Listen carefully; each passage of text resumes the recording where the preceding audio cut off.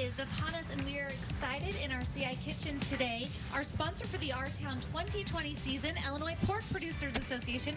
We have Mike Borgic, who's the Director of Membership, hanging out with us in the Weather Garden. Mike, thanks for being with us. Well, thanks for having me here. It's a great day to be out here grilling. Oh, it sure is. We couldn't have asked for better weather, and lots of people are getting outdoors and doing some barbecuing, and pork is your meat of choice, I'm guessing. Yes, it is. Yes, it is. And I hope it's everybody's meat of choice. Well, why so? What makes pork the better meat? Well, from my perspective, I grew up raising pigs. It's been in my family for a long time, so I love pork. I've been eating it all my life, and so I've always thought it's been the best. But what's great about pork, and what I'm going to talk to you today about and show you, is the pork loin. Pork loin is a very versatile meat.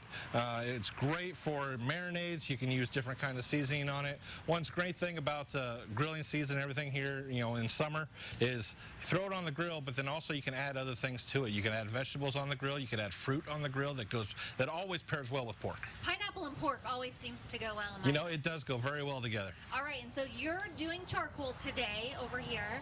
Yep. So is pork loin usually what you make with pulled pork when you have like a pulled pork sandwich? Is that the same thing? It's not typically pork loin. You can do pork loin for pulled pork, but usually you use a pork shoulder or a Boston butt is what they call it in the butcher shop. Okay.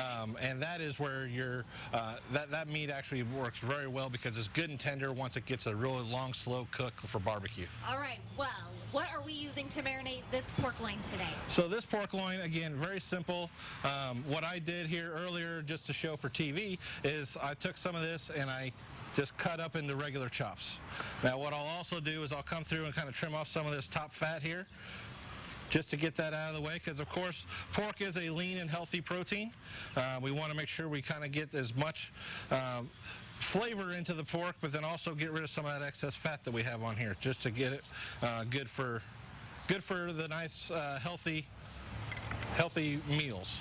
And also nice on your budget, I hear. It is. This pork loin right here could feed a family of 4, probably 2, maybe even 3 times. And right now it's a little difficult to say what the price is because based on variability because of what's going on with the COVID situation and everything. But when you find a pork loin, it's always a good and healthy choice, and also a very cheap choice for a family of 4. Very good. And so this is like one meal, but you can make it 2 different ways. Absolutely. And so you can take your leftovers here. So say you grill these up, you season them how you want them, you grill them up. What's always big in my family was leftovers. Is you fix a lot of food and you end up having leftovers afterwards. What you can do with one of these pork chops after you've done grilling it once is what I love to do is turn it into fajitas the next time. Ooh. So I'll take it and just cut the cooked pork chop. I'll cut it into strips like this. And then just take those strips, warm them up. I prefer the oven or maybe even throw them back on the grill for just a little bit but since they're so small and already cooked, you don't really have to go too far. But the big thing is make sure that you don't overcook the meat because then it gets dry and tough. 145 degrees is the internal temperature for what you want on a pork loin or a pork chop like this. So you always want to use your trusty digital meat thermometer. And make sure that you have that, again, 145 degrees. Okay, so we're going to put these pork chops that have been marinating on the grill, and we'll have the reveal coming up here a little bit later on in the show. But also coming up later on, we got to talk about his shirt. Bacon never broke my heart. And we're going to find out how the Illinois pork producers are actually giving back to the community with local food banks. And can we share this recipe on CILiving.tv?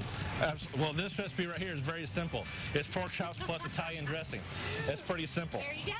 We're not making it, or we can't make it any easier for you, friends. And we'll have that reveal as well as that super simple recipe on CILiving.tv. The big reveal is still to come.